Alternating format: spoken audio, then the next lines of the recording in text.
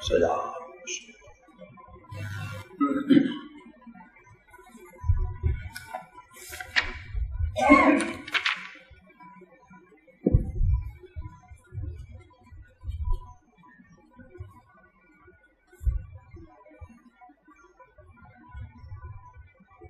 સ્વાધ્યાયમાં આત્મસિદ્ધિ શાસ્ત્ર 21મી ગાથા ચાલે છે.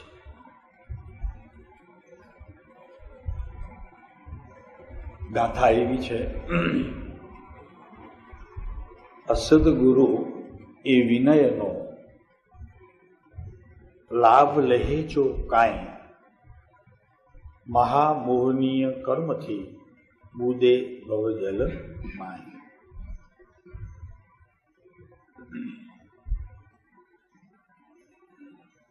આચાર્ય હોય, ઉપાધ્યાય હોય કે મુનિ હોય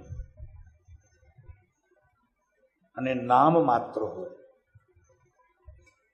એટલે ન આચાર્ય હોય, ન ઉપાધ્યાય હોય, ન મુનિ હોય, પણ નામ માત્ર હોય અને છતાં જગત પાસેથી માન લેવાની કામના કરે, ઈચ્છા કરે, અભિલાષા કરે, તો એ જીવ મોહનીય કર્મની સંતીર ક્રોડાક્રોડી સાગરોપમની સ્થિતિને પામે. એટલે પ્રકૃતિ એટલી દોષિત થાય કે માત્ર નામ છે, અંતરંગ સ્થિતિએ કાંઈ પણ નથી, અને પોતાને સદગુરુ મનાવે અને એને લીધે જગતના જીવોને વંદનાદિ વિધિ કરાવે અને પોતાનું એમાં માન પોષે, તો એ જીવને સંતેર ક્રોડાક્રોડી સાગરોપમની સ્થિતિ બંધ પ્રકૃતિ એવું પાડે કે દુઃખ દુઃખ દુઃખ. અને વર્તમાનમાં આચાર્ય છે પણ આત્મજ્ઞાન નથી અને અંતરંગમાં માન આદિની મીઠાશ વર્તે, અને એને લીધે સ્પષ્ટપણે ન કહેવું કે ભાઈ અમે મુનિ નથી, અમે આચાર્ય નથી, અમે ઉપાધ્યાય નથી, કેમ કે અમને મૂળમાં આત્મજ્ઞાન નથી. કેમ કે આચારાંગ સૂત્રમાં પણ મુનિ એને કહ્યા કે જેને આત્મજ્ઞાન હોય. એટલે આ બહુ મોટી જવાબદારી છે ગુરુ થનારને. એટલે માન આદિની જે આ મીઠાશ છે, એ મીઠાશ કેવા કડવા ફળને આપે છે એ સમજવા જેવું છે. આ ગાથા વિશેષ કરીને શ્રોતાને તો અનુલક્ષે છે, પણ વિશેષ કરીને જે અત્યારે પદધારી અને પોતાને શાસ્ત્રના વેતા માને છે, વક્તા માને છે, અને જગતના જીવોને જે બોધ આપે છે, એના માટે આ ચેતવણી રૂપ ગાથા આ કૃપાળુ દેવે અહીં આ આત્મસિદ્ધિ શાસ્ત્રની અંદર મૂક્યું છે.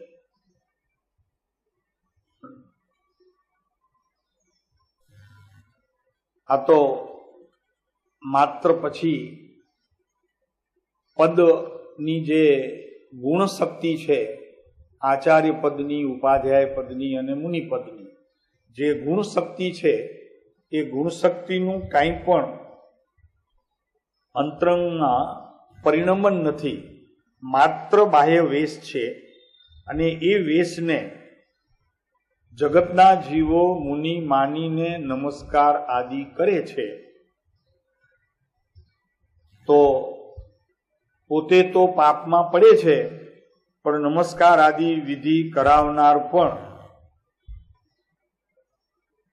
ચાર ગતિની પરિભ્રમણની વિધિથી તે બચી શકતો નથી. કેમ કે રાત્રિ ભોજન નથી કરતા તો રાત્રિ ભોજન તો પક્ષીઓ પણ નથી કરતા, અને પરિગ્રહ છે તે તિર્યંચો કાંઈ પરિગ્રહ રાખતા નથી, એમની પાસે પણ કંઈ પરિગ્રહ જેવું કાંઈ નથી તિર્યંચો પાસે. અને વનસ્પતિ આદિ જે કાય છે એમાં પણ શક્તિ રૂપે તો સિદ્ધ જેવો જ આત્મા છે, એમાં પણ તો એને પણ નમસ્કાર કરવો પડે. જે અત્યારે મિથ્યા દ્રષ્ટિઓ અન્ય ધર્મીઓ એ તુલસી આદિને પૂજે છે કે પીપળાને પૂજે છે વગેરે, એ પણ વિધિ તો આપણે આ સંસારમાં જોઈ રહ્યા છીએ, જોવામાં પણ આવે છે. તો શું ખરેખર બહિરંગ વેશ, અંતરંગ પરિણામ વિના, આત્મભાન વિના જો ખરેખર પોતાને પરિગ્રહના ત્યાગી માનતા હોય તો આ ગાથા બહુ ચેતવણી આપે છે કે એવું દ્રવ્યલિંગીપણું પણ ખરેખર જો સત્ય હોય તો તે પૂજનીય છે, પણ આને તો દ્રવ્યલિંગીપણું પણ કહેવામાં આવતું નથી. એટલે આ વાત અસદગુરુ એ વિનયનો લાભ લહે જો કાંઈ, તો એ અસદગુરુ કેવા હોય આપણને કેમ ખબર પડે કે આ સદગુરુ છે, આ અસદગુરુ છે. પોતે પ્રમાણિક હોય તો કહી શકે કે ભાઈ અમે મુનિ નથી, અમને વંદન આદિ વિધિ કરતા નહીં, ગણવું હોય તો ઉપકારીપણે સહજ રીતે તમે માનજો.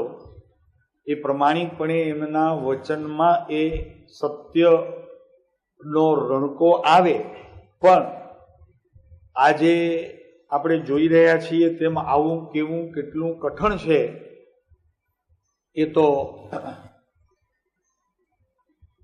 આપણે પણ સમજી શકીએ છીએ, અને એ લોકોને પણ ખ્યાલ આવે છે કે જેથી કરીને આ બગડેલું દૂધ હોય જેમ એ છાશમાંથી પણ જાય, બગડેલું દૂધ હોય એ છાશમાંથી પણ ગયું,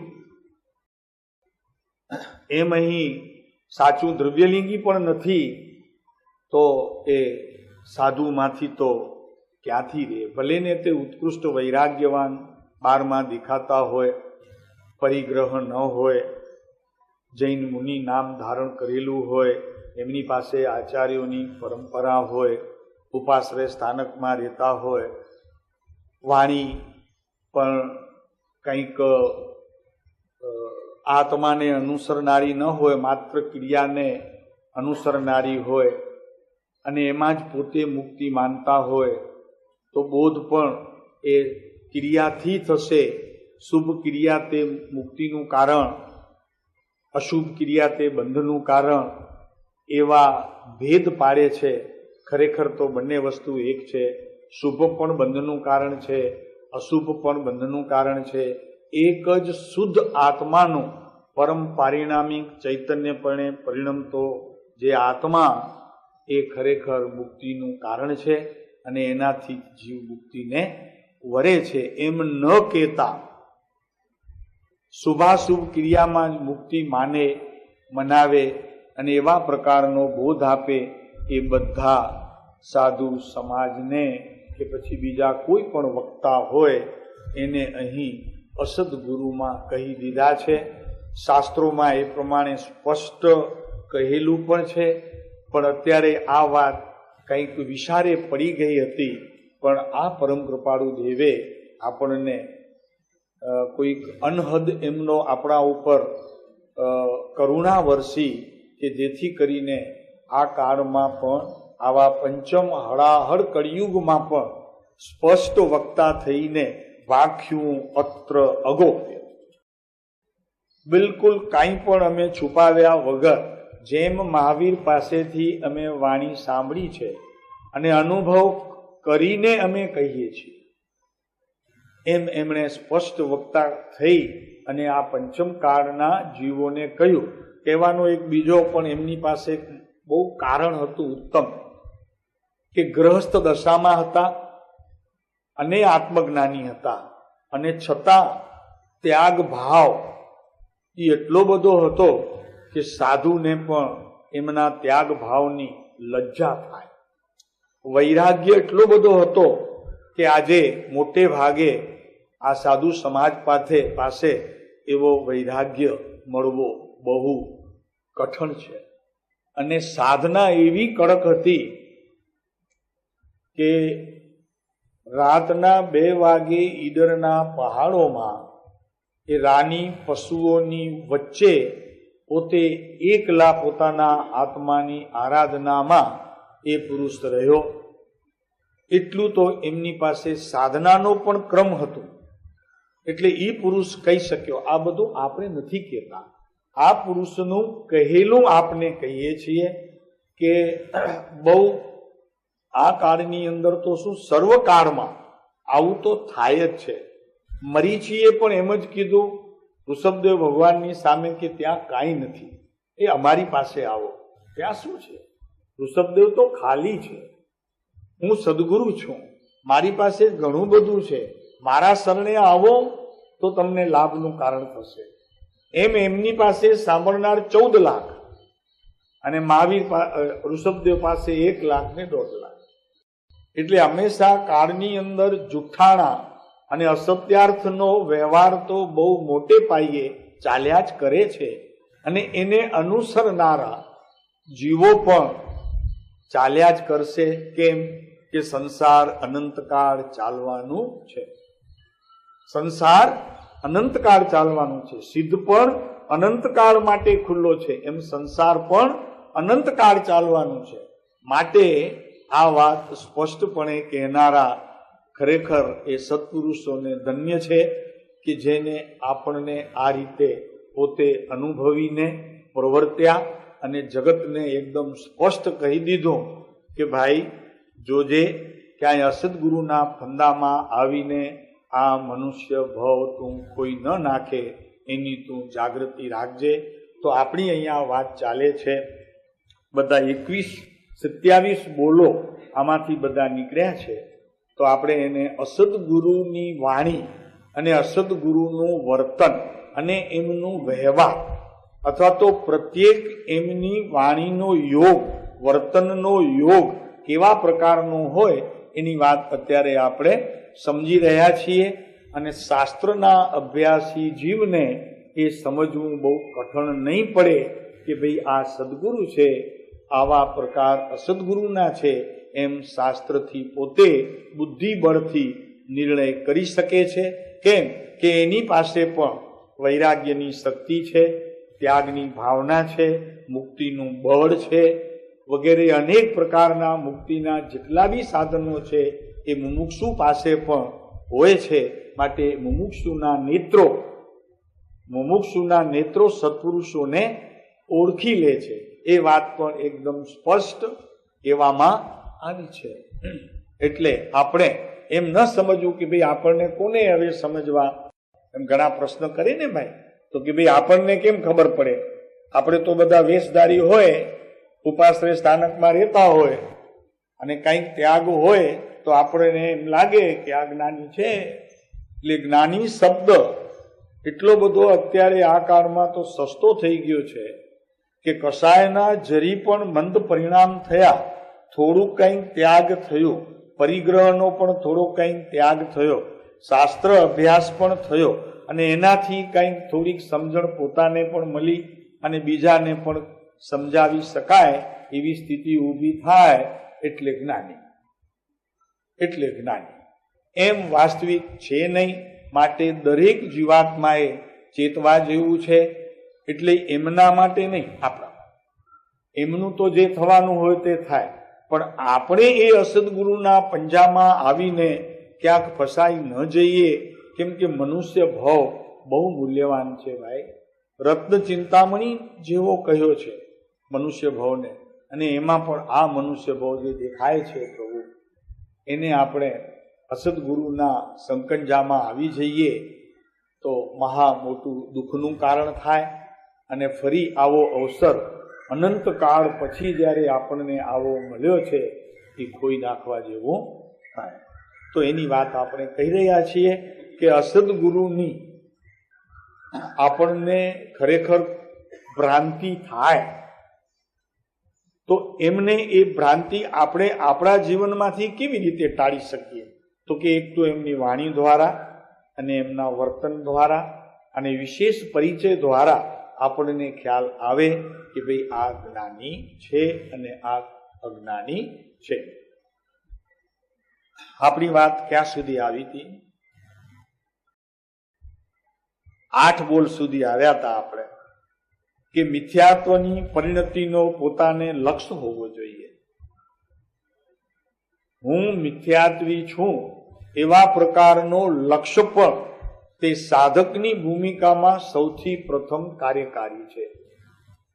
જરી કસાયના મંદપણામાં કે ક્રિયાની કોઈ વિશેષતાથી પોતાને સંતોષ મનાવી લેવું અને માની લેવું, અને અસદગુરુના વચનો દ્વારા એમ કહેવામાં આવે કે તું ઠીક કરે છે, તું કરે છે એ કરતો રહે, બરોબર, બધું બરોબર છે, પણ સાહેબ મુક્તિનો ઉપાય તો કે બસ આમ જ થશે, આમ જ મુક્તિ થશે, એવા પ્રકારનો અસત બોધ તે અસદગુરુ કહે, કોઈ સદગુરુ એવા પ્રકારની વાણીથી એમ બોધવામાં આવે નહીં.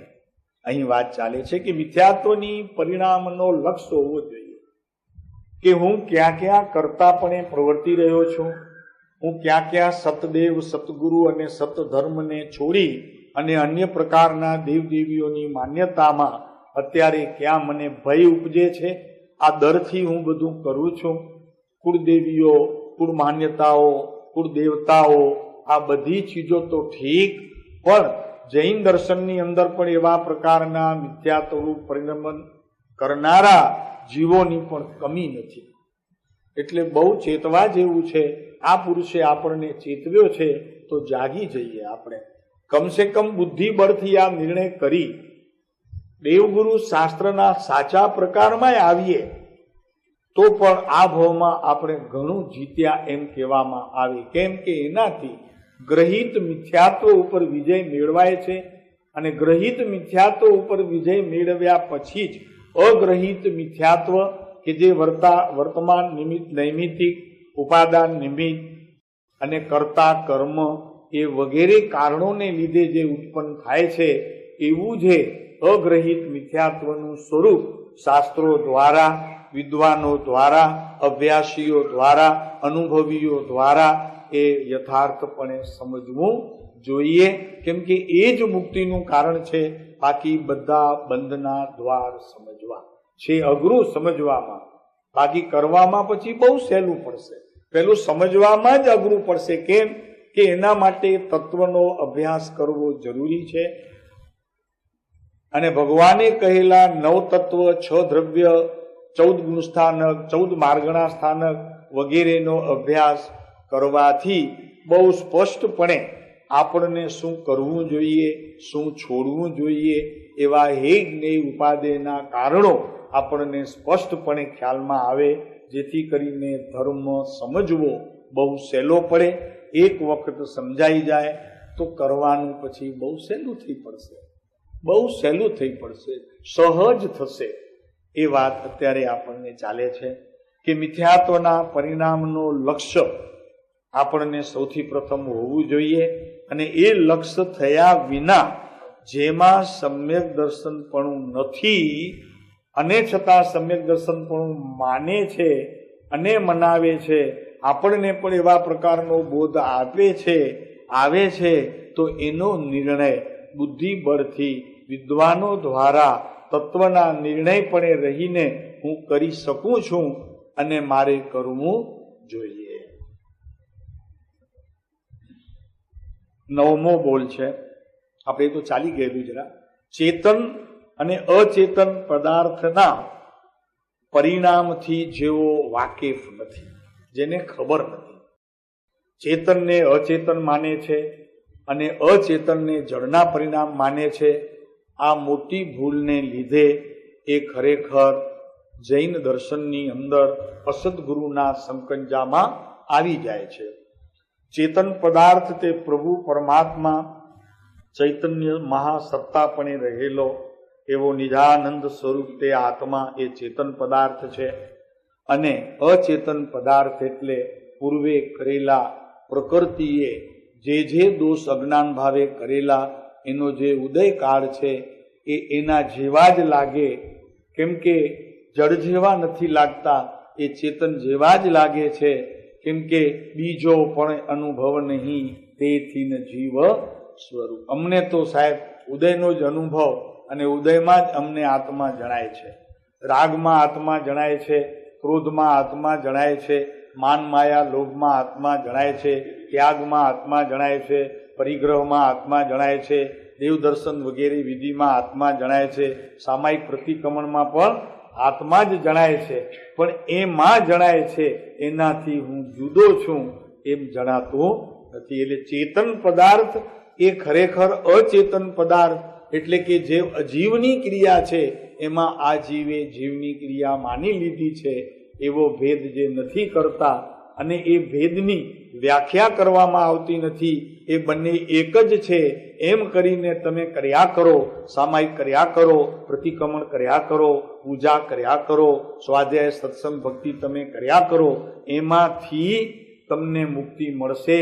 એવા પ્રકારની માન્યતાઓ અને એવા પ્રકારનું પ્રવચન કે બોધ આપવાથી આ જીવનું ઘણું અહિત થાય છે. તો એવા અસદગુરુના આવા બોલથી આપણે નક્કી કરી શકીએ કે નહીં, ચેતન તે પ્રભુ અંદરમાં રહેલું પરમાત્મ તત્વ, અચેતન તે અજીવ તત્વ કે જે પ્રકૃતિ છે, જે બદલતી અવસ્થા છે, સમયે સમયે બદલે છે. જે બદલે એ હું કેમ હોઈ શકું? હું તો સ્થાયી છું, હું ત્રિકાળી ધ્રુવ વસ્તુ છું. મારી પાસે એવી એક શક્તિ છે કે બદલ્યા વિનાનો હું છું, બદલતો નથી, બદલે છે અવસ્થાઓ. તો એવી અચેતન પદાર્થ કે જેની સાથે મને એક સમય માત્રનો સંબંધ છે, એવો આત્મા જેમાં પરિણમે છે, પરિણમન સ્વરૂપ થઈને, તો એને હું મારું માનવાની ભૂલ ન કરું. એને જાણું, માત્ર જાણી કરીને એનું આદર કરું, પણ એને માણીને આદર ન કરું. એવા પ્રકારનો ભેદ જેને સમજાતું નથી, એ બધા અસદગુરુઓનો પ્રકાર સમજવો.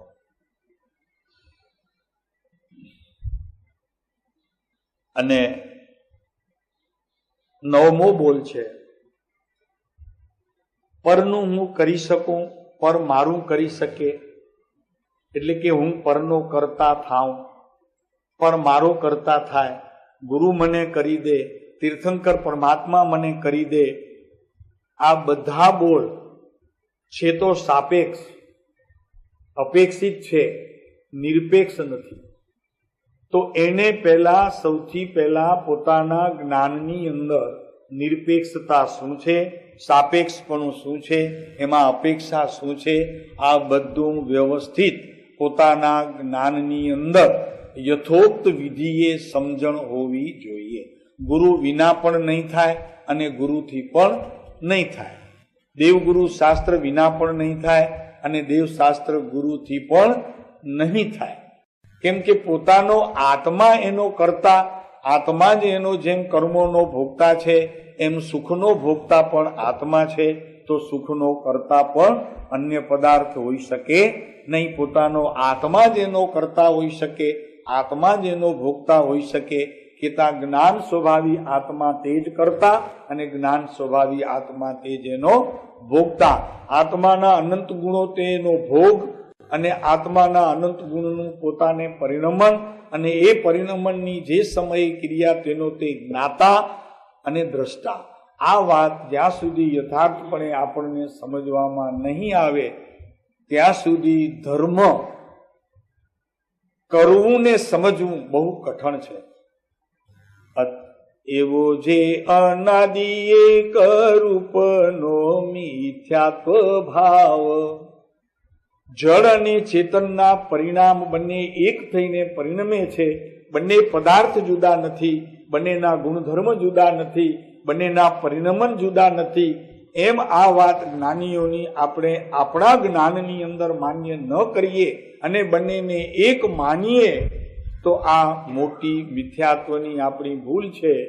અને પાછો બોધ પણ આપણને એવા પ્રકારનો મળે કે જેથી કરીને મિથ્યાત્વ ગાઢ થાય, દ્રઢ થાય અને આ મનુષ્ય ભાવ આપણને કોઈ નાખવો પડે. એવો જે અનાદિ એક રૂપનો મિથ્યાત્વ ભાવ, એટલે પ્રકૃતિ, પ્રવૃત્તિ અને પોતાના આત્માનો સ્વભાવ, એ ત્રણેય વસ્તુ જુદી છે. આપણે એક માની લઈએ છીએ કેમ કે અત્યારે જ્ઞાન આત્માનો અનુભવ નથી, માત્ર કર્મોનો અનુભવ છે. ઉદયને જાણીએ છીએ, ખરેખર તે સમયનો પુરુષાર્થ છે એ કરીએ છીએ, પણ એ પુરુષાર્થને યથાર્થ વિધિએ જાણતા નથી. માટે આપણને જે કાંઈ ઉદયરૂપ વિધિ થાય છે એ બધો જાણકાર આત્મા જ છે. એવો જે અનાદિ એક રૂપનો મિથ્યાત્વ ભાવ, પ્રકૃતિએ કરેલું કાર્ય આત્માએ કર્યું છે એમ કરીને અજ્ઞાની માની લે છે. એમાં જો કે છે સાપેક્ષપણું, આત્માએ જ કર્યું છે, આત્મા જ એનો કરતા છે, પણ તે અજ્ઞાન ભાવે કરતા હતો. અત્યારે જ્ઞાન ભાવે એનો જાણનાર થાય તો એ યથાર્થ બોધ છે, એ જ્ઞાનીઓનું કહેલું છે. જ્ઞાનીઓએ અનુભવ કરીને આ વાત જગતમાં પ્રસિદ્ધ કરી છે, પોતે પણ ભોગવે છે અને બીજા જીવોને પણ તે ભોગવવાનું આહવાન આપે છે કે પ્રભુ, આત્મા એક વિશ્વની અંદર એવી વસ્તુ છે કે એને જાણી લીધા પછી, એને માણી લીધા પછી વિશ્વનું કોઈ પદાર્થ તમારો વાળ વાંકો કરી શકે નહીં. ભલે તે નિકાચિત કર્મ હોય કે બંધ પ્રકારના કર્મ હોય કે નિબંધ પ્રકારના કર્મ હોય કે સ્પર્શ પ્રકારના કર્મ હોય, એ ચારેય પ્રકારની કર્મની પ્રકૃતિઓ તમને કાંઈ પણ નુકસાન કરી શકે નહીં. નુકસાન કરે એ એક સમયની પર્યાય છે. અને તમે ત્રિકાળી ધ્રુવ વસ્તુ છો, ધ્રુવ છો, તમે તો સદાય ટકવા વાળા છો, તો એને કાંઈ પણ કરી શકે નહીં. કૃપાળુદેવે કીધું કે ચિત્ત ધાતુ છે, એ તો એમાં કોઈ પ્રવેશતું જ નથી. કૃપાળુદેવે લીધું કે ચિત્ત ધાતુ, એનો આકાર તો જુઓ. ભગવાન આત્માની અંદરમાં તો કોઈ પ્રવેશ કરી શકતું જ નથી. ન તો કોઈ કર્મ પ્રવેશે છે અને ન તો કોઈ બીજા શુભાશુભ ભાવ પ્રવેશે છે. એ તો ચિદ ધાતુ એનો કૃપાળુદેવે કેટલું હાથ નોંધમાં લીધું ને, હાથ નોંધ અભ્યંતર પરિણામમાં. અરે આ ચિદ ધાતુ, એનો આકાર તો જુઓ, એનું કાર્ય તો જુઓ કે કોઈને અંદરમાં આવવા નથી દેતો. બસ એનું પરિણમન જ્યાં છે ત્યાં એક સમયની પર્યાયમાં આ બધી રમત ચાલે છે. પણ ત્યારે જીવે એ નિર્ણય કરવો કે હું જે આ પરિણમે છે એક સમયની અવસ્થા, એટલો હું નથી. હું તો ત્રિકાળી છું કે જેમાંથી આ બધી પર્યાયો આવી રહી છે. હું તો એ છું, ત્રિકાળી ધ્રુવ પદાર્થ તે હું છું. એવા પ્રકારનો ભાવ આ જીવને જ્યાંથી પણ સાંભળવા મળે તો તે સત્યાર્થ બોધ છે, જ્ઞાની પરમાત્માનું કહેલું છે. એને ઉપકારી ગુરુ માનો, ઉપકારી માનો, પહેલા ઉપકારી માનો, પછી ધીરે ધીરે અનુભવ થાય તો પછી તમે તમારી શક્તિ પ્રમાણે એ નિર્ણય તમે પોતે કરી શકશો.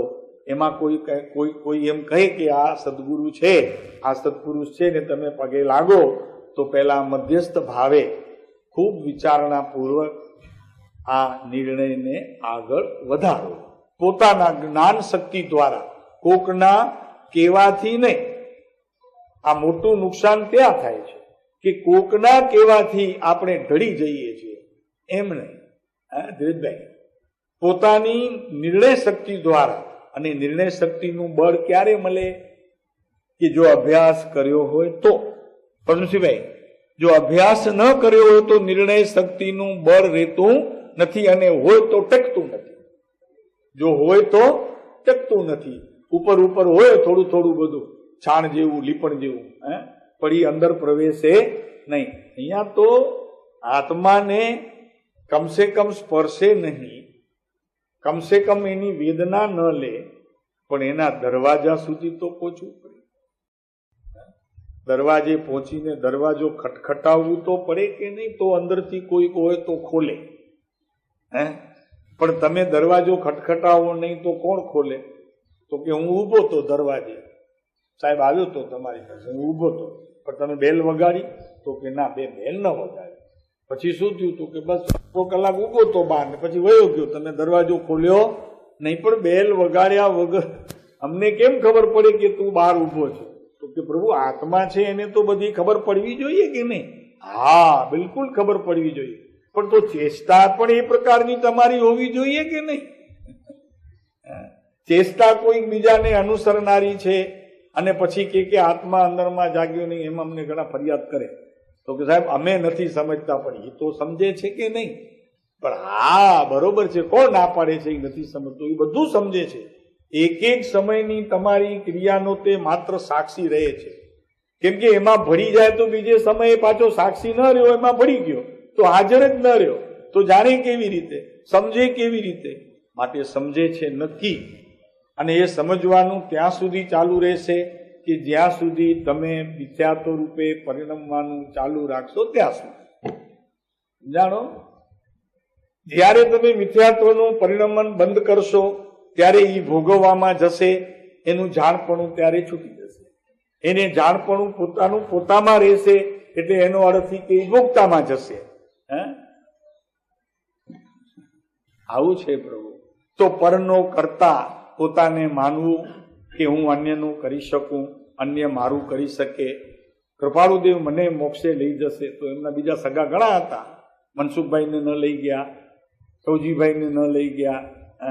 બાને તો કીધું કે બા આવશો, તો બાએ તો કીધું કે ભાઈ જ્યાં લઈ જઈશ ત્યાં આવીશ. આ શ્રદ્ધા ગુણનું કાર્ય છે, આ શ્રદ્ધાનું કાર્ય છે. તો કે નહીં, તું લઈ જઈશ ભાઈ ત્યાં આવી, મને હું ખબર કેવો મોક્ષ હોય ને કેવો સંસાર હોય, બધું તું જાણે. એને લઈ જઈ શકાય. પણ બુદ્ધિના કોઈ ડાપણના વિષયથી એમ કહે કે તમે કહો છો મોક્ષ તો અત્યારે બંધ છે, ત્યારે ક્યાં લઈ જઈ શકાય મોક્ષે? જ્ઞાની કે મોક્ષ છે. આ પંચમ કાળમાં બોલ આવ્યો છે. 6 પદના પત્રની અંદર આ પંચમ કાળ છે ને, હળાહળ કળિયુગ, એમાં આ બોલ આવ્યો છે. આ શાસ્ત્ર 6 પદનું પત્ર કે આત્મસિદ્ધિ આત્મા છે તો મોક્ષ છે એમ આવ્યું ને ભાઈ. મોક્ષ છે એમ કેમ આવ્યું? જો ન હોય તો આ કાળમાં જો મોક્ષ ન હોય તો કેમ આવ્યું? ભવસ્થિતિ પરિપક્વ થશે ત્યારે મોક્ષ થશે. એ તો એક મિથ્યાત્વ વચન છે. મિથ્યાત્વ વચન છે સત્ય, પણ છે મિથ્યાત્વ. બીજો બોલ એમ આવે કે ભગવાને જેમ જોયું હશે તેમ થશે. આપણને ક્યાં ખબર પડે છે? ને આપણી મુક્તિ ત્યારે થશે. એ પુરુષાર્થહીન વચન છે, પ્રમાદનું વચન છે. કૃપાળુદેવ કહે છે કે મોક્ષ છે, અહીંયા છે, હમણાં.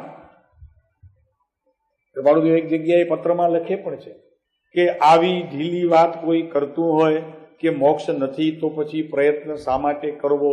એનો સંગ છોડી દેવો, એની નજીક ન જવું. ગમે તેટલા નજીકના આપના સ્નેહી હોય તો પણ એને છોડી દેવો કે પ્રભુ આ વાત નહીં કરતા, બીજી તમારી જે વાત કરતા હોય તે કરજો, પણ આ વાત નહીં કરતા. આ વાત સાંભળવાની અમને અમારા સદગુરુએ ના પાડી છે.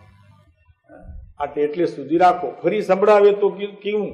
ધીરે ધીરે. તો કે સંઘની પણ ના પાડી છે. પછી કેવું? પહેલા સાંભળવાની ના કહેવી, પછી બહુ વળગે, ત્યારે પછી ધીરેથી સત્યાર્થ બોલું. તો કે એવા જીવોનો સંગ કરવો નહીં એમ પણ અમને કીધું છે. કહો તો તમારું માનીએ, કહો તો અમે સદગુરુનું માનીએ. તો એ કહે છે કે તો પછી તમે એમનું જ માનો, આપણે છૂટા થઈ જઈએ. એમ કોઈ પણ પ્રકારના દ્વેષ ભાવ વિના આ વાતથી આપણે ખસી જઈ શકીએ છીએ. તો પરમા કરતાપણાની બુદ્ધિ કરવી. આવી પરમા કરતાપણાની એ બુદ્ધિ કરવી કે હું પરનું કરી શકું ને પર મારો કરી શકે. બાકી કોઈ જીવ કોઈનું કાંઈ કરી શકે નહીં. પોતે પોતાનું કરે અને પોતે પોતાનું કર્યા પછી પોતે પોતાને માણે. તીર્થંકર પરમાત્માને માણવા માટે પોતાના આત્માને જાગૃત કરવું પડશે, ત્યારે તીર્થંકર નું જે પદ છે એ પદને પોતે માણશે. ત્યાં સુધી નહીં માનશે. આગળ 11મો બોલ છે, બહુ સરસ છે આ બોલ. હવે અજ્ઞાની મિથ્યા દ્રષ્ટિ અસદગુરુ એમ કહે છે કે જ્યાં સુધી કર્મ છે ત્યાં સુધી તને મોક્ષ નહીં થાય. સદગુરુ, સત્પુરુષો, જ્ઞાની ધર્માત્મા, અરિહંત પરમાત્મા, કેવલીઓ એમ કહે છે કે કર્મને લઈને તું અટક્યો છો અને એનાથી તને મુક્તિ નહીં થાય, કે જ્યાં સુધી કર્મ છે ત્યાં સુધી તને મુક્તિ નહીં થાય તારી, એમ માનવું તે એક મિથ્યાત્વનો પ્રકાર છે. અદુસિભાઈ, કર્મ જ્યાં સુધી છે ત્યાં સુધી તને મોક્ષ નહીં થાય તારો, તને મુક્તિ નહીં મળે, મોક્ષ નહીં થાય અપેક્ષાએ મુક્તિ નહીં મળે, આ વાત મિથ્યા દ્રષ્ટિઓની છે. સમ્યક દ્રષ્ટિ ધર્માત્માઓની, સદગુરુઓની, સત્પુરુષોની આ વાત નથી. જરી સમજાય છે કે નહીં? બધું આ આકરું પડે છે. અહીંયા કે છે કે કર્મને લઈને વિકાર થાય એમ માનવું એ અસદગુરુના બોધ સમાન જાણ. હવે જ્યાં સુધી કર્મ છે ત્યાં સુધી તો અમારે મુક્તિ નહીં ને. જ્ઞાનીઓ એમ કહે છે, સત્પુરુષો એમ વધે છે, સમ્યક દ્રષ્ટિ ધર્માત્માઓ એમ કહે છે કે કર્મને લઈને છે, તારા કારણે કર્મ નથી, તું એના કારણે નથી, તારા કારણે ધર્મ છે, ધર્મના કારણે કર્મ નથી. બે પદાર્થ જુદા છે, એક પદાર્થ બીજા પદાર્થની સાથે મળતું આવતું નથી, માટે કર્મ કર્મમાં રહે અને ધર્મ ધર્મમાં રહે. તું જો ધર્મને યથાર્થપણે આદરી શકે છે, એનો સત્કાર આદર કરી શકે છે, એને તારા આત્મામાં મેળવી શકે છે, તો ભલે તે રહ્યા, પણ તે જ સમયે તને મોક્ષના સુખ જેવો સુખનો અનુભવ થાય છે.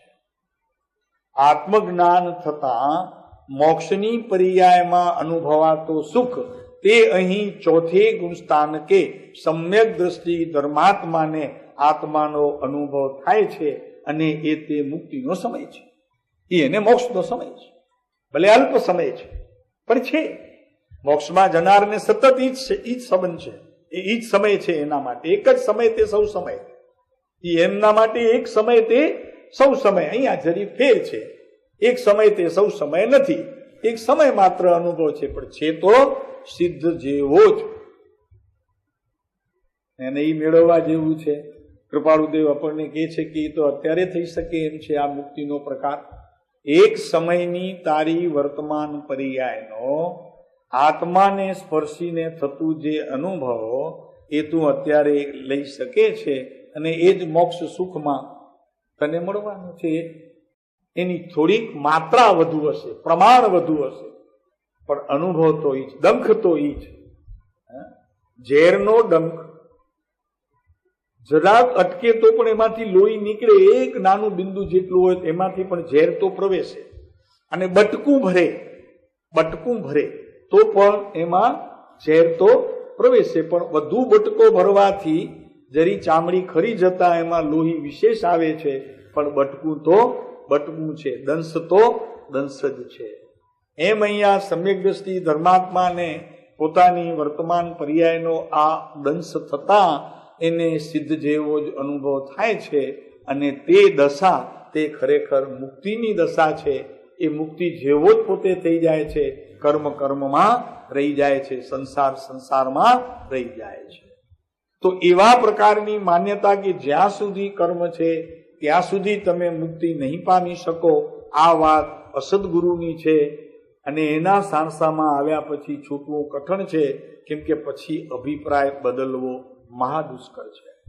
કર્મની શક્તિ કર્મમાં છે, આત્માની શક્તિ આત્મામાં છે. આત્માની શક્તિને કર્મ પહોંચી વળી શકે નહીં, અને કર્મની શક્તિને આત્મા પણ પહોંચી વળી શકે છે, પહોંચી વળી નથી શકતું. બે વાત છે. કેમ કે ત્યાં દ્રવ્ય બે થઈ જતા, પદાર્થ બે થઈ જતા, આત્મદ્રવ્ય એ કર્મની જ્યાં સ્થિતિ છે એવી પ્રકૃતિને તે કાંઈ દખલ કરતું નથી, ત્યાં જતું નથી, ત્યાં આવતું નથી, એની સામે જોતું નથી. એ જે જોતું નથી તે જ એની જીત છે, એમાં એ વિજય મેળવે છે. અજ્ઞાની જીવ નિરંતર કર્મ તરફ લક્ષ્ય રાખે છે. એ પ્રકૃતિના ઉદયને એક સમય માત્ર પણ ભૂલી શકતો નથી.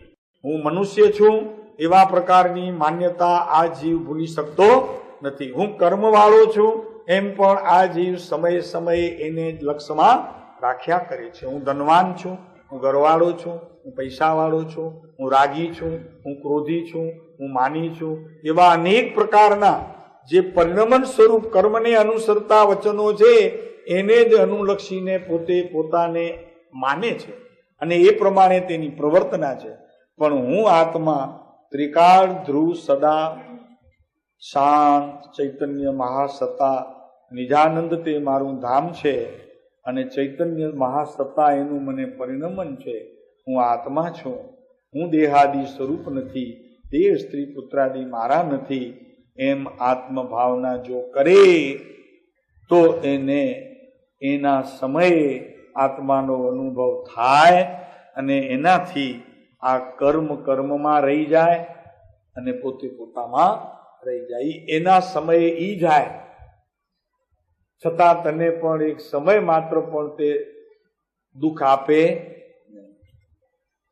જો કદી કર્મબંધ માત્ર થયા કરે એમ જો હોય તો તેની નિવૃત્તિ કોઈ કાળે સંભવે. હવે કર્મબંધ તો થયા કરે છે ક્યાં સુધી?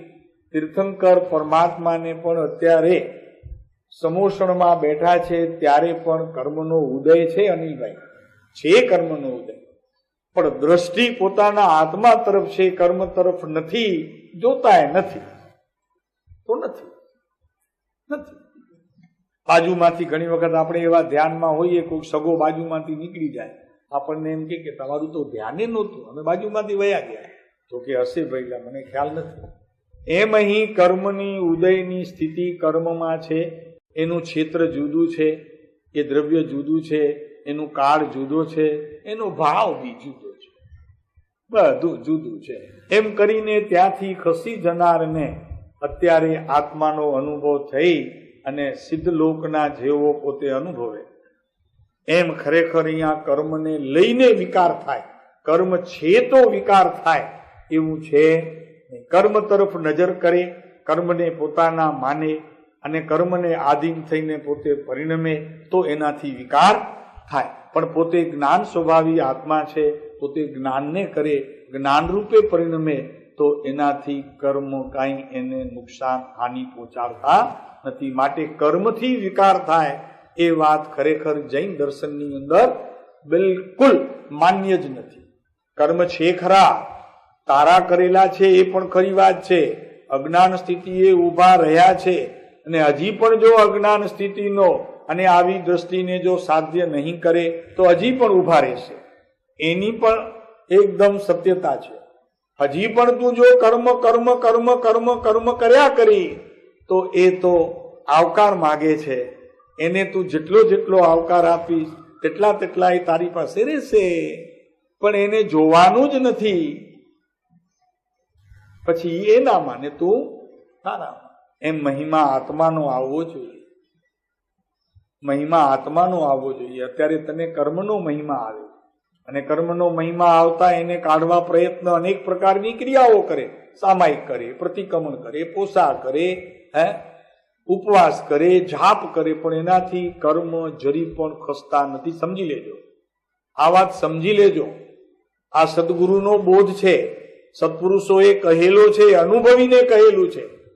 પણ જ્યારે એના તરફની દ્રષ્ટિ હટશે અને પોતે આત્મામાં રોકાશે ત્યારે આ મારામાં નથી એવા પ્રકારનો અભિપ્રાય તે ખરેખર મુક્તિના પંથે લઈ જનારો તે માર્ગ છે અને અભિપ્રાય છે. એ જ અભિપ્રાય છે.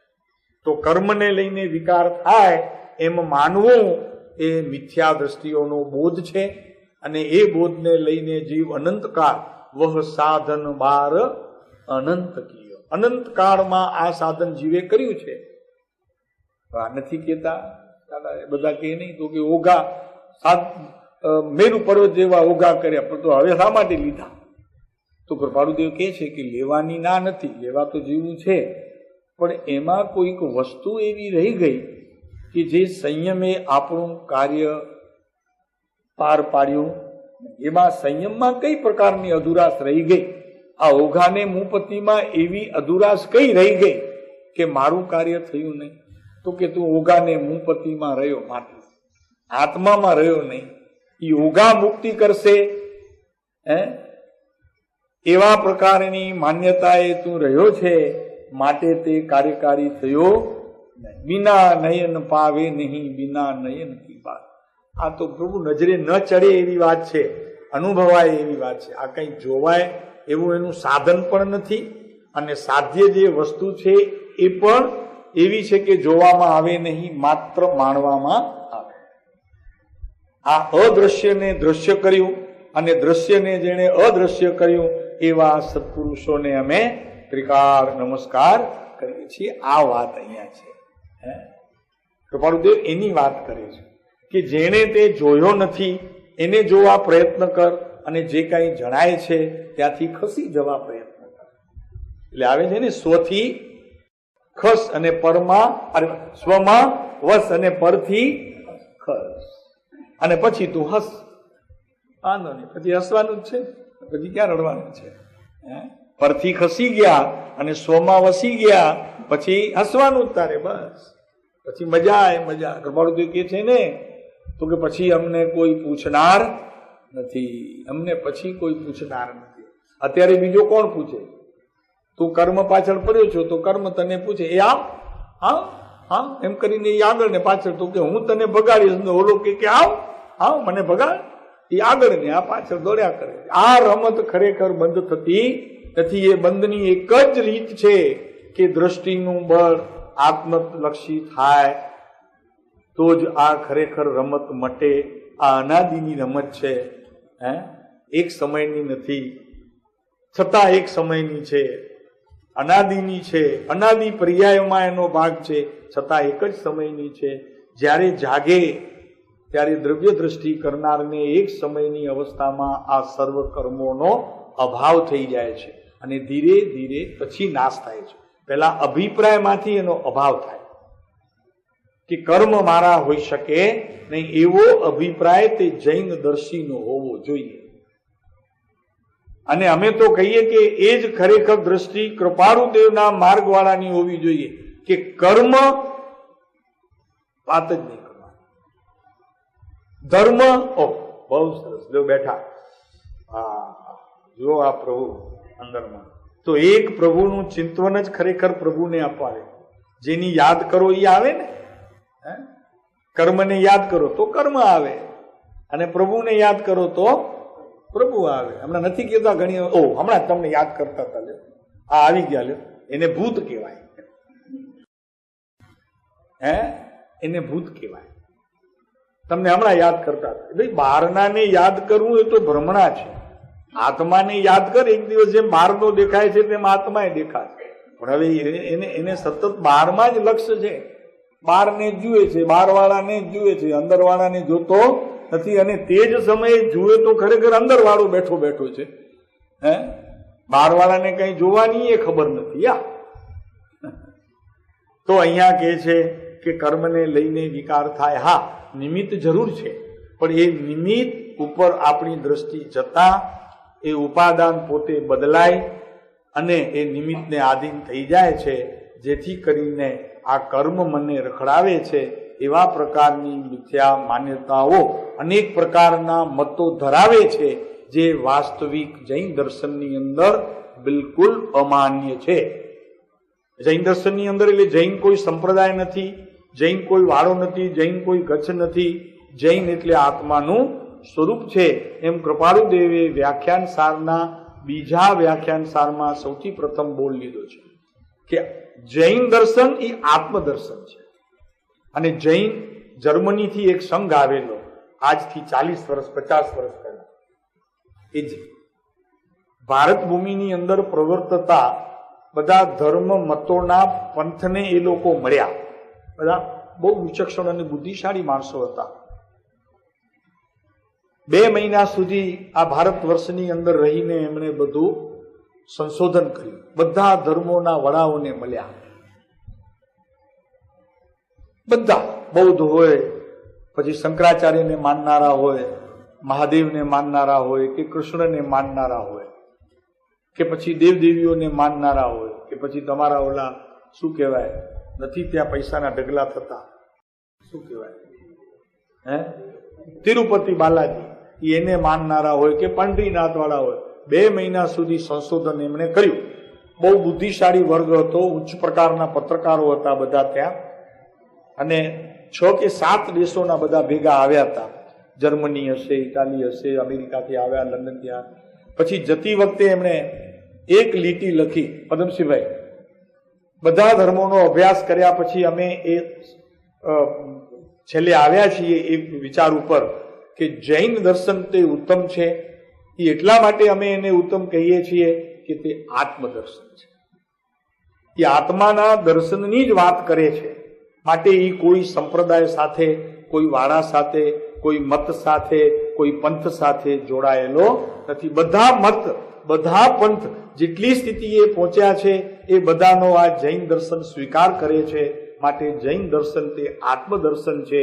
એ કોઈ પણ દર્શન બીજા દર્શનને સ્વીકારતું નથી, પણ અપેક્ષા એ બધા દર્શનને સ્વીકારે છે.